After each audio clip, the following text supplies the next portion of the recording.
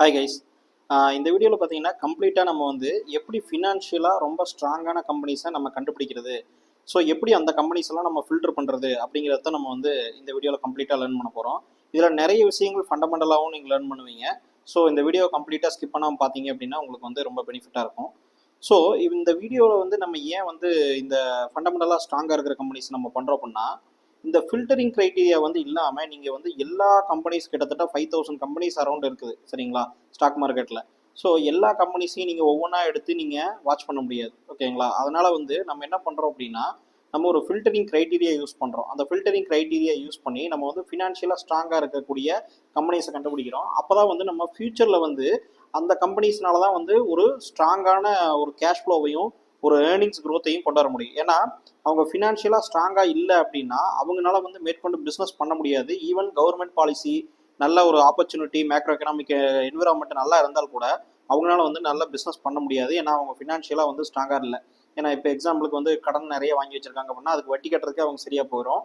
அவங்களுக்கு ஆப்பர்ச்சுனிட்டி வந்தால் கூட அவங்க அதனால அதை வந்து அவங்க இன்வெஸ்ட் பண்ண முடியாது. ஸோ கேபிட்டலை இன்வெஸ்ட் பண்ணி அவங்க வந்து அந்த ஆப்பர்ச்சுனிட்டி யூஸ் பண்ணிக்க முடியாது. இதுதான் பெரிய பிரச்சனை.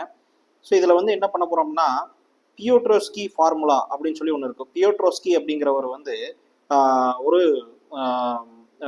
ஸ்டாக் மார்க்கெட்டில் இருக்கிற ஒரு மேத்தமெட்டிக்கல் பர்சன். இவர் வந்து ஒரு ஃபார்முலாவை வந்து கண்டுபிடிச்சிருக்காரு. இந்த பியோட்ரோஸ்கிங்கிற ஒருடைய பேரையே வந்து இந்த ஃபார்முலாவுக்கு வச்சுட்டாங்க.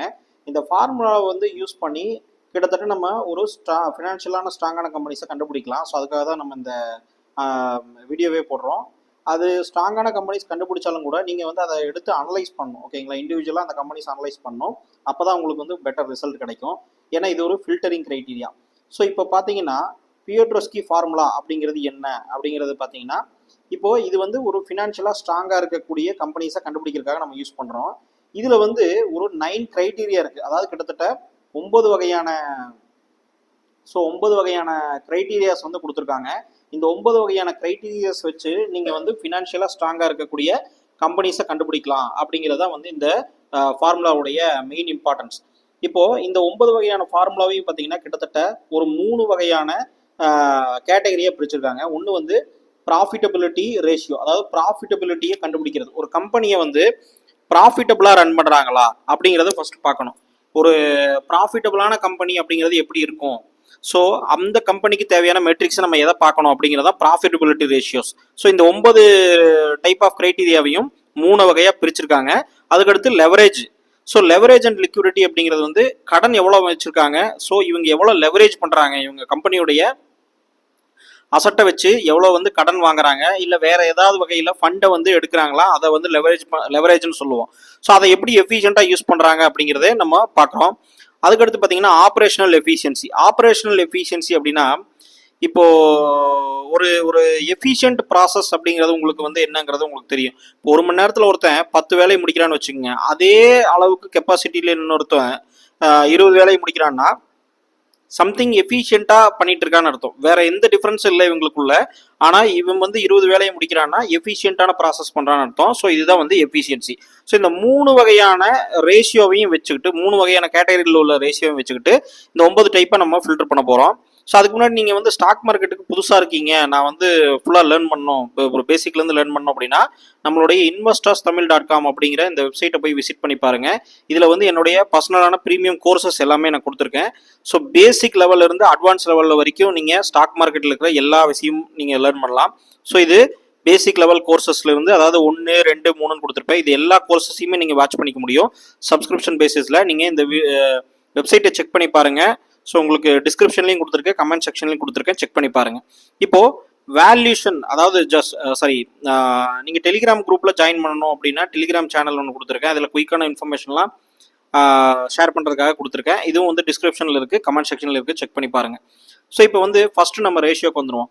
ஸோ ஃபஸ்ட்டு ரேஷியோ வந்து ப்ராஃபிட்டபிலிட்டி ரேஷியோ. ப்ராஃபிட்டபிலிட்டி ரேஷியோன்னா ஒன்றும் இல்லைங்க, இந்த நெட் இன்கம் நெட் ப்ராஃபிட்டை வந்து ஃபஸ்ட்டு பார்க்குறோம். நெட் ப்ராஃபிட் வந்து லாஸ்ட் இயரில் வந்து பாசிட்டிவாக இருக்கணும். அதாவது சிம்பிளாக சொல்ல போனால் கம்பெனி வந்து லாபத்தில் இருக்கணும். அதாவது சேல்ஸ் மைனஸ் எக்ஸ்பென்ஸுங்கிறதான் வந்து ப்ராஃபிட் இல்லையா, நெட் ப்ராஃபிட்டு. நெட் ப்ராஃபிட்டுங்கிறது நம்ம ஆஃப்டர் டேக்ஸ் எல்லாம் கழிச்சிருவோம். ஸோ இந்த எக்ஸ்பென்ஸ்குள்ளேயே நான் வந்து டேக்ஸு, எல்லா அதர் அதர் எக்ஸ்பென்சஸ் ஏதாவது இருந்ததுன்னா எல்லாத்தையும் நம்ம கழிச்சுட்டு டோட்டலாக நெட் ப்ராஃபிட்டை மட்டும் எடுக்கிறோம். ஸோ நெட் ப்ராஃபிட் வந்துங்கிறது எபோவ் வந்து 0 இருக்கணும். அட்லீஸ்ட் 1 கோடி 2 கோடி இந்த மாதிரி பாசிட்டிவ்ல இருக்கணும். ஓகேங்களா, இது ஃபர்ஸ்ட் கிரைட்டீரியா. ரெண்டாவது கிரைட்டீரியா ப்ராஃபிட்டபிலிட்டியில் ரிட்டர்ன் ஆன் அசட். ஓகேங்களா, ரிட்டர்ன் ஆன் அசட் அப்படின்னா என்னன்னா, இப்போ வந்து நெட் இன்கம், நம்ம நெட் ப்ராஃபிட்டுங்கிறது தான் நெட் இன்கம்னு சொல்கிறோம். Net income or net profit ரெண்டு ஒன்று தான், ஏர்னிங்ஸ் அப்படின்னாலும் ஒன்று தான். இப்போ நெட் இன்கம்மை divided by total number of asset. Total அசட்னா என்ன, ஒரு கம்பெனியுடைய அசட் எவ்வளோ இருக்குதோ அதால நம்ம நெட் இன்கம்மை டிவைட் பண்ணோம். அப்போ எவ்வளோ பர்சன்டேஜ் ரேஷியோ வருது அப்படிங்கிறத நம்ம பார்க்கணும். ஃபார் எக்ஸாம்பிள் இதை சிம்பிளாக எதுக்காக இதை நம்ம பார்க்குறோம்னா, இது ஈஸியாக நம்ம புரிஞ்சுக்கணும்னா உங்களுக்கு ஈஸியான ஒரு எக்ஸாம்பிள் சொல்கிறேன். இப்போ வந்து ஒருத்தர் வந்து 10 லாரி வச்சிருக்காரு. சரிங்களா, 10 லாரி வச்சிருக்காரு. இந்த 10 லாரியும் வச்சு டிரான்ஸ்போர்ட் கம்பெனி ஒன்று ஸ்டார்ட் பண்ணி ரன் பண்ணிட்டு இருக்காருன்னு வச்சுக்கோங்க. இவர்கிட்ட வேற எந்த அசட்டும் கிடையாது, 10 லாரி மட்டும் தான் இருக்குது.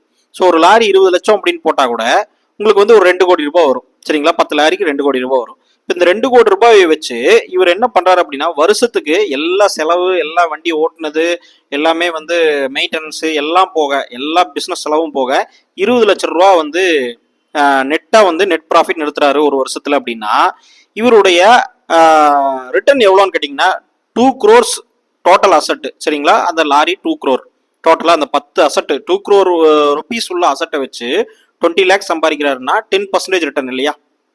ஸோ நெட் ப்ராஃபிட் நான் சொல்றது வந்து நெட் ப்ராஃபிட்.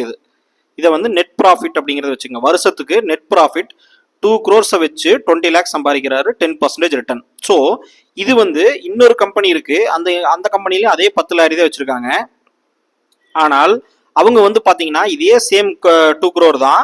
ஆனா அவர் வந்து பாத்தீங்கன்னா 30 லட்சம் சம்பாதிக்கிறார், 30 லட்சம் எடுத்து வைக்கிறார். ஓகேங்களா, அப்போ ரிட்டர்ன் ஆன் அசட், ROA அப்படின்னு சொல்லுவோம். இந்த ரிட்டர்ன் ஆன் அசட், அதாவது ரிட்டர்ன் வந்து அசட்ல இருந்து எவ்வளவு ரிட்டர்ன் கிடைக்குது அப்படின்னு பாத்தீங்கன்னா, இந்த கம்பெனி அதே சேம் 2 crore வச்சு 30 லட்சம் சம்பாதிக்கிறாங்க, இந்த கம்பெனி 20 லட்சம் சம்பாதிக்கும் போது அந்த பர்சன்டேஜ் வந்து வித்தியாசம் ஆகும் இல்லையா? ஸோ இதுதான் வந்து வித்தியாசம். இந்த ரிட்டர்ன் ஆன் அசட்டுங்கிறது எவ்வளோ இருக்கு அப்படின்னு பார்த்தோம்னா பாசிட்டிவ்ல இருக்கணும். அட்லீஸ்ட் இந்த 10% 20% வந்து பாசிட்டிவ்லியாவது இருக்கணும்.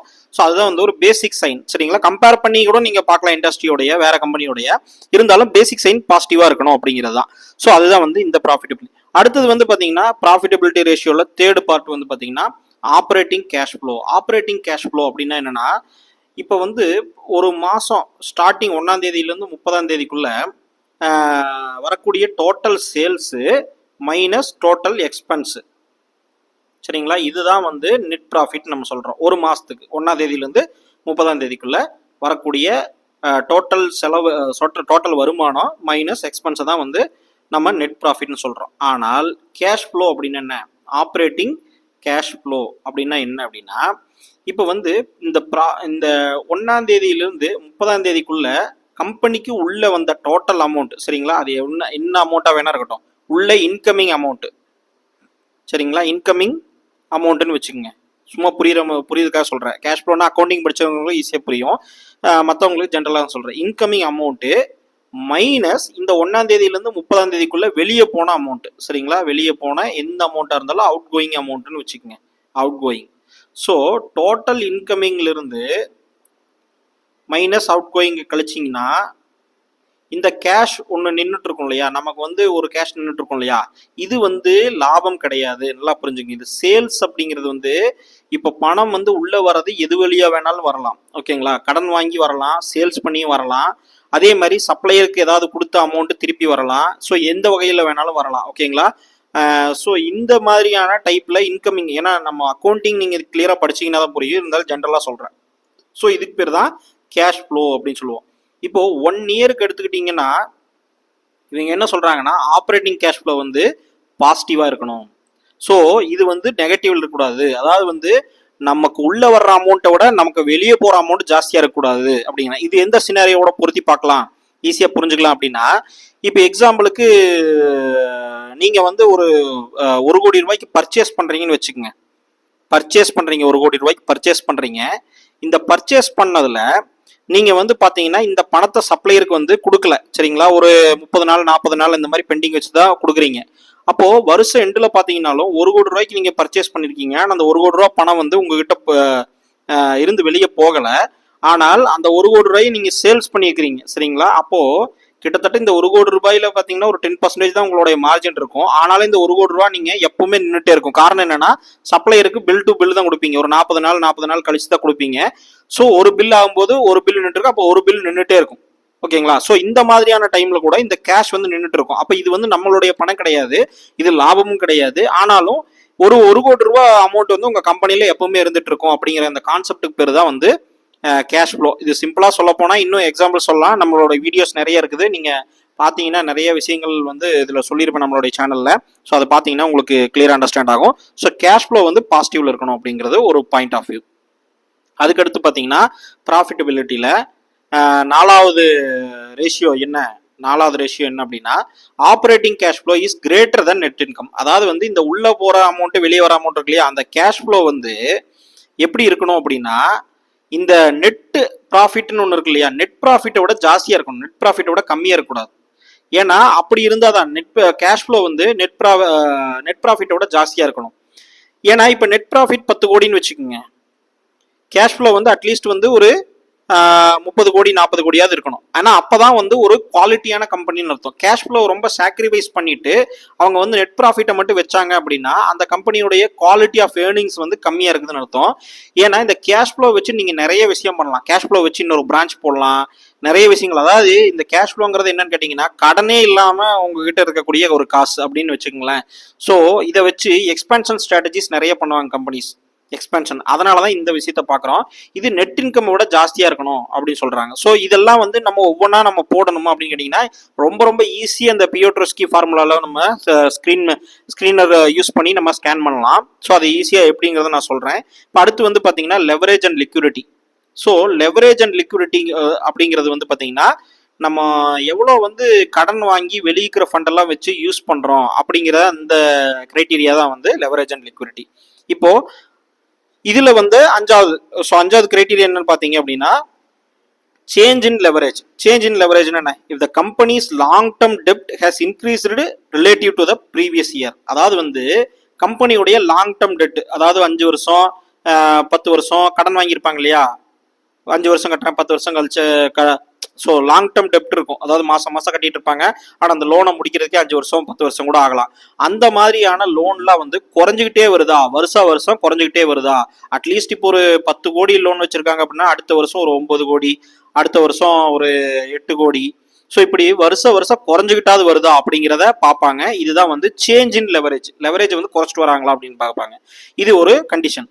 6வது கண்டிஷன் பார்த்தீங்கன்னா change in current ratio. Current ரேஷியோன்னா ஒன்றும் இல்லைங்க, அதாவது current asset non current asset அப்படின்னு இருக்கு. கரண்ட் அப்படின்னு அசட்டு, நான் கரண்ட் அசட் அப்படின்னு ஒன்று இருக்கு. அதே மாதிரி கரண்ட் லைபிலிட்டி, நான் கரண்ட் லைபிலிட்டி அப்படின்னு ஒன்று இருக்கு. இது அக்கௌண்டிங் டேர்ம், சரிங்களா? லைபிலிட்டி அப்படின்னா என்ன, சிம்பிளா லாஜிக்கலா புரிஞ்சுக்கிட்டோம்னா, கரண்ட் அசட் அப்படின்னா ஒரு வருஷத்துக்குள்ள காசா மாற்றக்கூடிய விஷயங்கள். சரி, அதாவது கரண்ட் அசட் அப்படின்னா வித்தின் இயருக்குள்ள காசா மாற்றக்கூடிய அசட் எல்லாமே கரண்ட் அசட். அதே மாதிரி வித்தின் 1 இயருக்குள்ள பே பண்ணக்கூடிய லைபிலிட்டிஸ் எல்லாமே வந்து கரண்ட் லைபிலிட்டிஸ். அதாவது சப்ளையருக்கு வச்சுக்கிற பேமெண்ட்டாக இருக்கலாம், இல்லை கடனாக இருக்கலாம், ரெண்டுமே வந்து கரண்ட் லைபிலிட்டிஸ். ஸோ இந்த கரண்ட் அசட்டு என்ன பண்ணுறாங்கன்னா கரண்ட் லைபிலிட்டியை டிவைட் பண்ணுறாங்க. இது வந்து இம்ப்ரூவ் ஆயிருக்கான்னு பார்ப்பாங்க. அதாவது வந்து ஒரு வருஷத்துக்குள்ள கட்ட வேண்டிய அமௌண்ட்டும் ஒரு வருஷத்துக்குள்ள கட்ட வேண்டிய கடனும், அதாவது ஒரு வருஷத்துக்குள்ள காசா மாற்றக்கூடிய அசட்டுமே கட்ட வேண்டிய கடனும் ரெண்டுமே வந்து எவ்வளோ ரேஞ்சில் இருக்கு, டிவைட் பண்ணீங்கன்னா எவ்வளோ ரேஞ்சில் இருக்கு, இது இம்ப்ரூவ் ஆயிருக்கான்னு பார்ப்பாங்க. ஏன்னா இது வந்து ஒரு ஸ்டெபிலிட்டிக்காக நம்ம பார்க்கறது. ஏன்னா நாளைக்கு வந்து கடனை கட்ட முடியாத அளவுக்கு போயிடுச்சுனால கூட உங்களுடைய கரண்ட் அசட் அப்படிங்கிறது ஈஸியாக வச்சு நீங்கள் கடன் கட்டிடலாம், கம்பெனி வந்து பேங்க்ரப்சிக்கு போகாது. ஸோ இதெல்லாம் வந்து லெவரேஜ் நம்ம மேனேஜ் பண்ணக்கூடிய யூஸ் பண்ணக்கூடிய விஷயங்கள். அதனால இதை வந்து பார்ப்பாங்க. அதுக்கடுத்து பார்த்தீங்கன்னா இஷ்யூன்ஸ் ஆஃப் ஷேர்ஸ் வந்து என்ன அப்படின்னா, ப்ரொமோட்டர்ஸ் வந்து அவங்களுடைய ஷேர்ஸை சேல் பண்ணுறாங்களா, அவங்களுடைய ஷேர்ஸை வச்சு அவங்களுடைய ஷேர்ஸை சேல் பண்ணி அதுக்குள்ள ஃபண்டை கொண்டு வராங்களா, கம்பெனிக்குள்ள ஃபண்டு கொண்டு வராங்களா, இல்லை பிளெட்ஜ் பண்ணி ஃபண்டை கொண்டு வராங்களா, இந்த மாதிரியான விஷயங்கள்லாம் பார்க்கறது வந்து இஷ்யூன்ஸ் ஆஃப் ஷேர்ஸ். இதில் மெயினாக வந்து இஷ்யூன்ஸ் ஆஃப் ஷேர்ஸ் அப்படிங்கிறது என்னன்னா, இந்த ஷேர்ஸை வந்து இஷ்யூ பண்ணி நம்ம வந்து ஃபுல்லாக ஃபண்டு கொண்டு வரலாம் அப்படிங்கிறது வந்து இந்த ப்ரொமோட்டர்ஸ் வந்து சேல்ஸ் பண்ணி கொண்டு வருவாங்க. அப்படி கொண்டு வரது வந்து தப்பு, சரிங்களா? அது வந்து ஒரு என்ன லிமிட்டுக்குள்ளே இருக்குங்கிறத பார்ப்பாங்க. Company has not issued new shares அதே மாதிரி ஸ்டாக் ஸ்பிளிட்னு ஒன்று கான்செப்ட் இருக்கு. ஸ்டாக் ஸ்பிளிட் அப்படின்னு என்னன்னா, இப்போ இந்த ஷேர்ஸ் எல்லாம் வந்து அனௌன்ஸ் பண்ணாங்க, புதுசாக அனௌன்ஸ் பண்ணாங்க அப்படின்னா நம்பர் ஆஃப் ஷேர்ஸ் வந்து இன்க்ரீஸ் ஆகும், நம்பர் ஆஃப் ஷேர்ஸ் வந்து இன்க்ரீஸ் ஆகும், ஆனால் பர்சன்டேஜ் வந்து கம்மியாகும். இதை பற்றி நான் டீட்டெயிலாக சொல்கிறேன். இது வந்து பெரிய ஒரு லாஜிக் இல்லை. இது என்ன பண்ணுவாங்க அப்படின்னா, கடன் வாங்க முடியலன்னா தன்னுடைய ஷேர்ஸை பிளட்ஜ் பண்ணியோ இல்லை ஷேர்ஸை வந்து புதுசாக இஷ்யூ பண்ணியோ நம்ம வந்து ஃபண்டை உள்ள கொண்டு வரதுக்கு பேர் தான் வந்து இஷ்யூன்ஸ் ஆஃப் ஷேர்ஸ். சரிங்களா? இதை வந்து பிரைமரியா ஐபிஓல பண்ணும்போது இஷ்யூ பண்றாங்க ஃபர்ஸ்ட் டைம். சரிங்களா? அதே மாதிரி செகண்ட் டைமும் நியூ ஷேர்ஸை இஷ்யூ பண்றாங்க அப்படின்னா என்ன ஒரு ரீசனுக்காக இஷ்யூ பண்றாங்கன்னு பார்க்கணும். அதாவது கடன் அடைக்கிறது. ஏன்னா நியூ ஷேர்ஸ் இஷ்யூ பண்றாங்க அப்படின்னா அதை கொடுத்து காசு வாங்க போறாங்க. கரெக்டுங்களா? அப்போ அந்த காசை என்ன பண்ண போறாங்க? கடன் அடைக்க போறாங்களா இல்லை வேற என்ன இதுக்கு யூஸ் பண்ண போறாங்க? ஏன்னா அது ஒரு டைப் ஆஃப் லெவரேஜ் தான். சரிங்களா? அந்த லெவரேஜையும் நம்ம பார்க்கணும். அதனால இஷ்யூன்ஸ் ஆஃப் ஷேர்ஸ் இது கம்மி பண்றாங்களான்னு பார்க்கணும். சரிங்களா? இது ஒன்று. அதுக்கடுத்து பார்த்தீங்கன்னா ஆப்ரேட்டிங் எஃபிஷியன்சி. ஆப்ரேட்டிங் எஃபிஷியன்சியில் 8வது கிரைட்டீரியா என்னன்னா சேஞ்ச் இன் கிராஸ் மார்ஜின். அதாவது வந்து change in cross margin if the cross margin has increased compared to the previous year. அதாவது வந்து இப்போ ஒருத்தர் வந்து 100 ரூபாய்க்கு பொருளை வாங்கி 120 ரூபாய்க்கு சேல் பண்றாருன்னு வச்சுங்களேன். ஸோ 20 rupees நிற்குது. அப்போ அதை 100 ரூபாயோட கம்பேர் பண்ணால் 20% ரிட்டர்ன். சரிங்களா? 20% மார்ஜின் வச்சுங்களேன். 20% மார்ஜின் வச்சு அந்த பொருளை சேல் பண்றாரு. இப்போ இன்னொருத்தர் வந்து என்ன பண்றாரு அப்படின்னு கேட்டீங்கன்னா 100 ரூபா வச்சு 130 ரூபாய்க்கு வந்து சேல் பண்றாரு. ஸோ இவருக்கு வந்து 30 rupees நிற்குது. ஸோ 30% மார்ஜின் 100 ரூபாயில். சரிங்களா? இப்போ டோட்டல் சேல்ஸ் 100 ரூபா, அதில் 30 rupees நிற்குது. அதனால 30%. சரிங்களா? டோட்டலாக நெட் ப்ராஃபிட் அப்படின்னு வச்சுங்களேன். நெட் ப்ராஃபிட்டில் இருக்கிறது தான் வந்து கிராஸ் மார்ஜின் அப்படின்னு சொல்லுவோம். இப்போ இந்த அதாவது ஆப்ரேட்டிங் ப்ராஃபிட் மார்ஜின் சொல்லுவோம். கிராஸ் மார்ஜின்ங்கிறது எல்லாம் ஒன்று தான். கிராஸ் மார்ஜின்ங்கிறது டோட்டலாக அந்த சேல்ஸையும் நம்ம விற்கக்கூடிய விலையை மட்டும் டோட்டலாக அதை மட்டுமே பார்த்தோம் அப்படின்னா கிராஸ் மார்ஜின் அப்படின்னு சொல்லுவோம். இதை வந்து போன வருஷம் வந்து 20% இருந்துச்சு. போன வருஷம் 20% இருந்துச்சு. இந்த வருஷம் 30% ஆயிருக்குன்னா ஸோ 100 ரூபாயை வச்சு 20 rupees சம்பாரிச்சிருக்காங்க போன வருஷம். அதே 100 ரூபாயை வச்சு இப்போ 30 rupees சம்பாதிக்கிறாங்கன்னா இது இம்ப்ரூவ்மெண்ட். இதையே 100 கோடிக்கு நீங்கள் யோசிச்சுக்குங்க. இதே வந்து ஒரு 1000 கோடிக்கு நீங்கள் யோசிச்சுக்குங்க. ஸோ எவ்வளோ பெரிய டிஃப்ரென்ஸ் வரும்னு யோசிச்சு பாருங்க. ஸோ இதுதான் வந்து விஷயம். இதுதான் வந்து சேஞ்ச் இன் கிராஸ் மார்ஜின். இது வந்து இம்ப்ரூவ் ஆயிருக்கா அப்படின்னு பார்க்கறது தான் வந்து சேஞ்ச் இன் கிராஸ் மார்ஜின். அதுக்கடுத்து 9வது பார்த்தீங்கன்னா சேஞ்ச் இன் அசட் டர்ன் ஓவர். அதாவது வந்து ROA அப்படின்னு சொல்லி நம்ம ஒன்று ப்ரீவியஸாக பார்த்தோம் இல்லையா? இது வந்து ரிட்டர்ன் ஆன் அசட். எதோட கம்பேர் பண்ணுறோம்? நெட் ப்ராஃபிட்டோட கம்பேர் பண்ணுறோம். நெட் ப்ராஃபிட்டையும் டிவைடட் பை டோட்டல் அசட் போட்டோம் அப்படின்னா இதுதான் வந்து பார்த்தீங்க அப்படின்னா ROA நம்ம சொல்கிறோம். ஆனால் change in asset turn over அப்படின்னு பார்த்தீங்கன்னா நம்ம நெட் ப்ராஃபிட்டோட கம்பேர் பண்ணாமல் டோட்டல் சேல்ஸோட கம்பேர் பண்ணுறோம். மொத்தமாக இந்த லாரியை வச்சு நீ எவ்வளோதான் சேல்ஸ் பண்ணுற? ஸோ 20 கோடி ரூபாய் அசட்டை 2 கோடி ரூபாய் லாரி அசட்டை வச்சு நீ டோட்டலாக எவ்வளோ சேல்ஸ் கொண்டு வர்ற? அதுக்கப்புறம் அதில் செலவு பண்ணி நீ அதை கழிச்சு நெட் ப்ராஃபிட் எடுத்துறது இருக்கட்டும். ஆனால் டோட்டலாக எவ்வளோ சேல்ஸ் கொண்டு வர? இதுதான் வந்து ஃபர்ஸ்ட் மேட்ரு. ஸோ இதை தான் வந்து அவங்க பார்க்குறாங்க. அப்போ total sales or total revenue அப்படின்னு சொல்லலாம். Sales or revenue. டோட்டல் சேல்ஸை டோட்டல் அசட்டால் டிவைட் பண்ணுறாங்க. அப்போது எவ்வளோ ரெவன்யூ நீ வந்து கொண்டு வர்ற இந்த அசட்டை வச்சு அப்படிங்கிறத பார்க்குறது தான் change in asset turn over அப்படின்னு சொல்கிறோம். சரிங்களா? ஸோ இதுவும் வந்து ஒரு எஃபிஷியன்சி நம்ம செக் பண்ணுறதுக்காக பண்ணுறது. ஸோ இந்த 9 கிரைட்டீரியாவையும் வச்சு தான் நம்ம வந்து ஃபில்டர் பண்ண போகிறோம். ஸோ ப்ராக்டிக்கலாக இப்போ எப்படி ஃபில்டர் பண்ணுறது அப்படின்னு பார்ப்போம். ஸோ மோஸ்ட்லி புரிஞ்சிருக்கும்னு நினைக்கிறேன். நம்மளுடைய சேனலில் நிறைய வீடியோஸ் இருக்குது. அது எல்லாத்தையுமே நீங்கள் பார்த்தீங்கன்னா தான் ஓரளவுக்கு நல்லா அண்டர்ஸ்டாண்ட் பண்ண முடியும். ஸோ இப்போ வந்து நம்ம வந்து எப்படி ஃபில்டர் பண்ணுறதுன்னு பார்த்தோம் அப்படின்னா ஜஸ்ட் ஸ்க்ரீனர் அப்படிங்கிற ஒரு வெப்சைட் இருக்கு இல்லையா? ஸ்க்ரீனர் வெப்சைட் நீங்கள் போனீங்க அப்படின்னாலே உங்களுக்கு வந்து இந்த மாதிரியான ஒரு செக்ஷன் வரும். லாகின் பண்ணலன்னா லாகின் பண்ணிக்கோங்க. இதில் ஸ்க்ரீன்ஸ் அப்படின்னு போயிட்டீங்கன்னா ஆட்டோமேட்டிக்காக கிரியேட் நியூ ஸ்க்ரீன் அப்படின்னு சொல்லி இந்த இடத்துல ஒரு ப்ளூ கலர் பட்டன் இருக்குது. அந்த பட்டனை கிளிக் பண்ணிங்க அப்படின்னா நமக்கு ஒரு சின்ன ஒரு இது மாதிரி வரும். இந்த இடத்துல கொரின்னு சொல்லிட்டு நம்ம கொரியை சர்ச் பண்ணணும். இதில் வந்து நீங்கள் எதுவுமே பண்ண தேவையில்லை. பியோட்ரஸ்கி ஸ்கோர் அப்படின்னு போட்டிங்கனாலே ஆட்டோமேட்டிக்காகவே இதில் வந்து இன்பில்டாக அந்த 9 கிரைட்டீரியாவும் வச்சு ஆட்டோமேட்டிக்காக ஃபில்டர் பண்ணுற எல்லா லாஜிக்குமே வந்து இவங்களே எழுதி வச்சுருக்காங்க. ஸோ PIO அப்படின்னு சொல்லி டைப் பண்ணிங்கனாலே உங்களுக்கு வந்து பியோட்ரஸ்கி ஸ்கோர்னு வந்துடும். இதை கிளிக் பண்ணிங்க அப்படின்னா அது வந்து என்ட்ரு ஆயிரும். அதை வந்து நம்ம பியோட்ரஸ்கி ஸ்கோர் எவ்வளோ இருக்கணும்? கிரேட்டர் தென், அதாவது 8 to 9 கிரைட்டீரியா பார்க்குறோம். அதில் அட்லீஸ்ட் வந்து ஒரு 7 கிரைட்டீரியாக்கு மேலேயாவது இருக்கணும். சரிங்களா? அப்படி நம்ம பார்க்கும்போது 7 கிரைட்டீரியாக்கு மேலேங்கும் போது ஒன்று ஈக்குவல் டு 7 வைக்கலாம். நீங்கள் 7க்கு மேலேங்கும் போது 8, 6, 9 கிரைட்டீரியா வந்து சூட் ஆகணும். அப்படி பார்த்தீங்க அப்படின்னா நம்ம வந்து கிரேட்டர் தென் சிம்பிள் நம்ம போடுறோம்.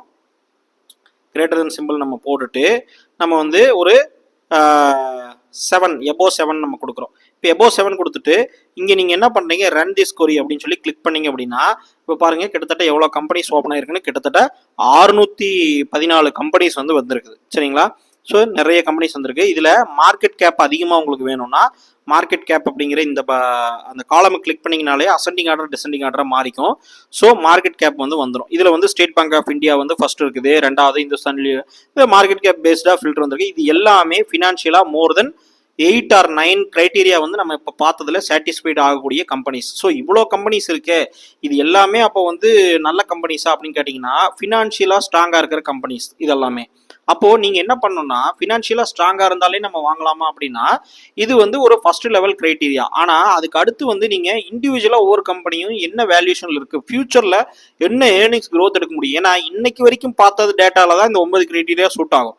ஆனால் இனிமேல் ஃபியூச்சரில் வந்து அந்த கம்பெனியுடைய விதியை வந்து நிர்ணயிக்கக்கூடிய விஷயங்கள்லாம் என்ன அப்படின்னா உங்களுக்கு வந்து ஃபியூச்சரில் அது எவ்வளோ சம்பாதிக்கும், எவ்வளோ சேல்ஸ் பண்ணும், இதெல்லாம் வந்து கம்பெனியுடைய இன்பில்டாகவும் இருக்குது. அதே மாதிரி industry and government policies plus macro economic conditions, கன்சியூமருடைய டிமாண்டு, இது எல்லாமே சேர்ந்து தான் இருக்குது. ஸோ இது எல்லாமே நீங்கள் அனலைஸ் பண்ணணும் அப்படிங்கிறதா வந்து அடுத்த லெவல். ஸோ இதில் முக்கியமான அடுத்த லெவல் பாயிண்ட் என்னன்னு கேட்டிங்கன்னா வேல்யூஷன் அப்படிங்கிறது என்னன்னா இந்த ஸ்டாக்கை வந்து நம்ம இந்த ப்ரைஸ்க்கு வாங்கலாமா அப்படிங்கிறது ரொம்ப ரொம்ப முக்கியம். அண்டர் வேல்யூடு ஸ்டாக்கா ஓவர் வேல்யூடா இருக்குது அப்படின்னு. ஏன்னா ஓவர் வேல்யூடு ஸ்டாக்கை நீங்க வாங்கினீங்க அப்படின்னா மெஜாரிட்டி ஆஃப் டைம் மோர் தென் 70% வந்து பாத்தீங்கன்னா அது அடுத்த 2-3 வருஷத்துக்கு வந்து ரிட்டர்னே கொடுக்காம கூட போகலாம். ஸோ ஏன்னா ஏற்கனவே அதோடைய வேல்யூஷன் வந்து லாஸ்ட் ஒரு 4-5 வருஷத்துக்கு 10 வருஷத்துக்கு ஏற்கனவே அந்த வேல்யூஷன் வந்து இன்பில்டா அந்த பிரைஸ்ல வந்துருச்சு. ஓகேங்களா? ஸோ அப்போ அந்த வேல்யூஷன் வந்து நம்ம பார்க்கணும். இந்த வேல்யூஷனை பார்க்கறதுக்காக தான் வந்து நம்ம அந்த இன்வெஸ்டர்ஸ் தமிழில் நம்மளுடைய கோர்ஸ் கூட நான் கொடுத்துருக்கேன் உங்களுக்கு, investorsthamil.com அப்படிங்கிறது. ஸோ இதில் வந்து இந்த கோர்ஸில் வந்து பார்த்தீங்கன்னா இந்த ஈக்விட்டி வேல்யூஷன் மாஸ்டரியும் இந்த கோர்ஸ் 2 இருக்கு இல்லையா, அதாவது ஸோ இந்த கோர்ஸை பார்த்தீங்கன்னா இந்த கோர்ஸும் வந்து ஈக்விட்டி வேல்யூஷன், இந்த 2 course absolute valuation, relative valuation, இதெல்லாம் வச்சு எக்ஸல் ஷீட்டு ஃபார்முலாஸ் எல்லாமே சிம்பிளாக எல்லாரும் யூஸ் பண்ணுற மாதிரி எக்ஸல் ஷீட் எல்லாமே கொடுத்துருக்கேன். இதெல்லாம் நீங்கள் செக் பண்ணி பாருங்க. அப்படி இல்லைனாலும் உங்களுக்கு வேல்யூஷன் பண்ண தெரியும் அப்படின்னா நீங்களே கூட வேல்யூஷனை வந்து நீங்கள் அப்ளை பண்ணிக்கங்க. ஸோ இதுதான் வந்து பேசிக் கிரைட்டீரியா. ஏன்னா இதுக்கு அடுத்து நீங்கள் லேர்ன் பண்ணக்கூடியது ஃபண்டமெண்டலாக எப்படி அனலைஸ் பண்ணணும் அப்படிங்கிறது எல்லாமே லேர்ன் பண்ணணும். ஆனால் இது வந்து ஒரு இம்பார்ட்டண்ட்டான ஈஸியான ஒரு ஸ்டெப்பு வந்து இந்த நம்மளுடைய இந்த ரிசல்ட்டை ஃபில்டர் பண்ணுறதுக்கு. இப்போ சப்போஸ் வந்து பார்த்தீங்கன்னா இந்த ரிசல்ட்லேயே நீங்கள் வந்து ஒரு லார்ஜ் கேப் கம்பெனி வேண்டாம், எனக்கு ஸ்மால் கேப் கம்பெனி தான் வேணும் அப்படின்னா நீங்கள் அண்டு போட்டுட்டு, ஏன்னா ஸ்மால் கேப் வந்து யூஸ்வலி உங்களுக்கு தெரியும் ஒரு mid cap to small cap companies எல்லாம் வந்து இனிமேல் க்ரோத் ஆகக்கூடிய கம்பெனிஸ். லார்ஜ் கேப் ஆல்ரெடி ரொம்ப ஹை க்ரோத்தில் இருக்கும், அதனுடைய ரிட்டர்ன் வந்து கொஞ்சம் கம்மியாக தான் இருக்கும். ஆனால் ஸ்டேபிளான கம்பெனிஸ், ரொம்ப சேஃப்டியான கம்பெனிஸ். அப்போ நம்ம வந்து ஒரு 10,000 crore கம்மியாக இருக்கக்கூடிய கம்பெனிஸ் வேணும் அப்படின்னா மார்க்கெட் கேபிடலைசேஷன் MARKன்னு போட்டிங்கனாலே மார்க்கெட் கேபிடலைசேஷன் வந்துடும். அதை கிளிக் பண்ணிவிட்டு இதை வந்து நம்ம என்ன பண்ணுறோம்னா பிலோ சிம்பிள், அதாவது லெஸ் தென் சிம்பிள் நம்ம கொண்டு வந்துட்டு நம்ம என்ன பண்ணுறோம்னா 10,000 கோடி கம்மியாக இருக்கிறத எனக்கு கொடு. ஸோ 10,000, ஏன்னா நீங்கள் எந்த நம்பர் போட்டாலும் மார்க்கெட் கேபிடலைசேஷனில் க்ரோர்ஸில் எடுத்துக்கோம். இப்போ 100, 1000, 10,000 நம்ம கொடுத்துருக்கோம். அப்போது ஃபினான்ஷியலாகவும் ஸ்ட்ராங்காக இருக்கணும், எனக்கு வந்து மார்க்கெட் கேபிடலைசேஷனும் கம்மியாக இருக்கணும் அப்படின்னு சொன்னோம்னா அப்போ 10,000 crore கம்மியாகிறது எல்லாமே ஒரு மிட் கேப் ரேஞ்சில் வரும். சரிங்களா? அப்போது இந்த ரன்தீஸ் கோரி கொடுத்தீங்கன்னா ஆட்டோமேட்டிக்காக பாருங்கள் நிறைய கம்பெனிஸ் வந்து இது எல்லாமே 10,000 crores கம்மியாக இருந்து தான் வந்து உங்களுக்கு ஃபில்டர் ஆகும். ஸோ இந்த கம்பெனிஸ் எல்லாமே பார்த்தீங்கன்னா ஒரு mid cap company. So growth வந்து ஜாஸ்தியாக இருக்கும், ஆனால் இதில் ரிஸ்க் வந்து ஜாஸ்தியாக இருக்கும். ஏன்னா இவங்க வந்து ரொம்ப ஸ்டாண்டர்டான கம்பெனிஸ்ன்னு சொல்ல முடியாது, ஆனால் எல்லா கம்பெனியும் சொல்ல முடியாது. மெஜாரிட்டி ஆஃப் கம்பெனிஸ் வந்து ஸ்டாண்டர்டான ட்ரஸ்டபிள் கம்பெனிஸ் தான். ஆனால் அதை நீங்கள் அனலைஸ் பண்ண ஏன் வந்து வேல்யூஷன் எல்லாத்துக்குமே சூட் ஆகும். ஸோ அந்த வேல்யூஷன் கான்செப்ட்லாம் அப்ளை பண்ணி தான் நீங்கள் சூட் பண்ணணும். ஸோ நீங்கள் டிஸ்கிரிப்ஷன்லையும் கமெண்ட் செக்ஷன்லையும் பாருங்கள், டெலிகிராம் சேனலுடைய லிங்க்கும் உங்களுக்கு நம்மளுடைய இன்வெஸ்டர்ஸ் தமிழ் கோர்ஸுடைய லிங்க்கும் இருக்கும், செக் பண்ணி பாருங்கள். ஸோ நெக்ஸ்ட் வீடியோவில் நம்ம பார்ப்போம்.